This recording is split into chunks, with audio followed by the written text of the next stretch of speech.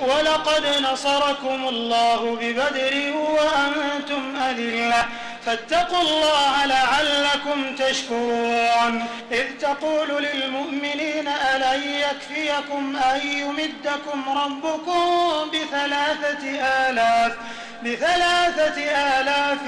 من الملائكة منزلين بلى إن تصبروا وتتقوا ويأتوكم من فورهم هذا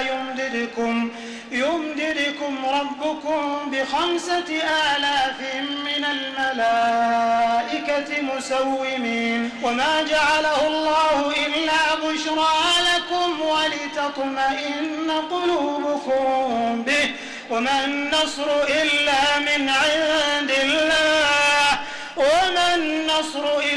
من عند الله العزيز الحكيم.